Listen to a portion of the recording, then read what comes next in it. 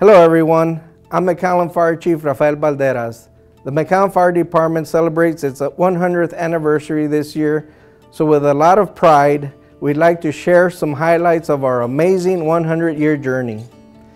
With the motto always on hand, the McAllen Fire Department adopted the first Constitution and bylaws on June 11, 1913. Growth of the department was non-existent during the early period when McAllen was a small town of several thousand people. In 1917, Jack Roberts was named the first fire chief with 24 men on the roster. The first pieces of fire apparatus was a chemical cart and 2 hand-drawn hose reels, housed at 1313 Austin. The fire insurance key rate was reduced and credit of 15 cents for a good fire rating was possible in 1919. In 1923, the population was over 5,300 and the key rate was 69 cents. In August of 1924, a group of men reorganized the department. Due to deficiencies and the lack of effectiveness, an aggressive training program was then developed. An apparatus was added in the cramped quarters of 1313 Austin. In 1925, the City of McAllen built the City Hall and the first fire station at 1310 Austin. During this year, the first Seagrave pumper was delivered. In 1927, additional fire apparatus were delivered as previous units were retired. In 1948, substation number 2 was built at the corner of Hackberry and 10th Street. During the 40s, several men had served as fire chief. Carl DuBois served 1 year, Sid Pearl served as fire chief for several months, Earl Zybel served for 3 months, and the remainder of the time in the 50s, Alfred Myers had been fire chief. On January 1st, 1958, the Central Fire Station was moved to a new modern building at 18th Street and Austin Avenue. 3 new pieces of apparatus were delivered to the city, 2 750 GPM Class A Seagrave pumpers designated as trucks number 6 and 7, and a 65-foot aerial ladder truck designated ladder number 1. During the 70s, we saw McAllen build its first skyscraper at 10th and Beaumont, and in the 80s, the Benson Tower was built at Austin and Bicentennial. It wasn't until 1985 that the fire department received its first 100-foot aerial. In 1986, when I was hired, one of the first things I noticed were the ladder belts on the rear of the Mack trucks. In the 70s, when the alarm sounded, the firefighters would run to the trucks, jump in their boots, attempt to put on their coats while rolling down the street. The ladder belts were supposed to be worn before the truck was in motion. But you know firefighters. In the 70s, the department had SCBAs, also known as self-contained breathing apparatus. But similar to the ladder belts, these were rarely worn. Officers from the 70s era would give firefighters a tough time when the new breed wanted to wear SCBAs. By the end of the 1970s, the McAllen Fire Department had 4 stations, including off response.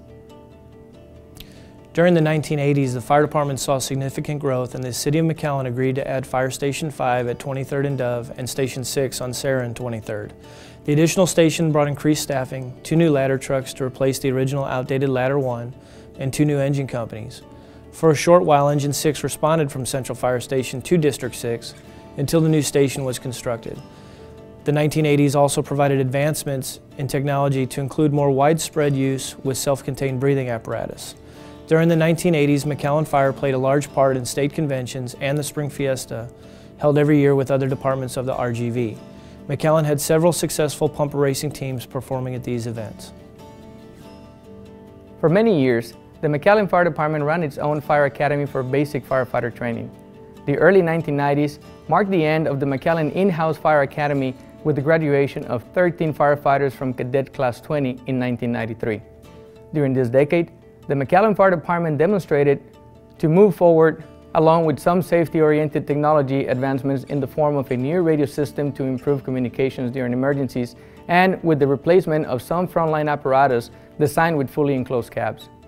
The 1990s was also a crucial decade in the terms of new firefighting strategies and tactics nationwide, with the introduction of positive pressure ventilation and the concept of 2 in, 2 out, which requires 2 fully equipped firefighters to be on standby during interior structural firefighting operations. The McAllen Fire Department once again demonstrated to be proactive in terms of safety and effectiveness during emergencies.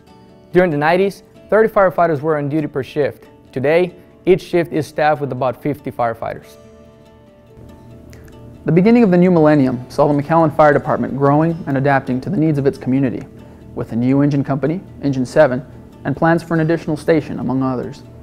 Then, the tragic events of 9/11 occurred, changing the landscape of America and firefighting forever.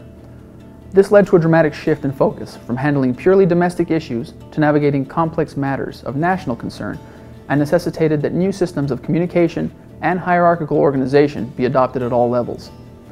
Our department acquired a specialized rescue engine, Rescue 1, and began an inspired effort to train personnel to receive relevant but traditionally non-fire-related certification, such as hazardous materials technician.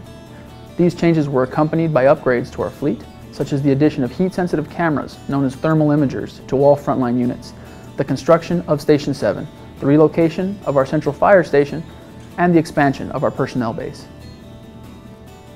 Currently, the McAllen Fire Department is staffed with 165 certified firefighters. We operate out of 7 fire stations with 16 frontline units. As in 1913, our commitment to the citizens of McAllen and our motto remain the same: always on hand.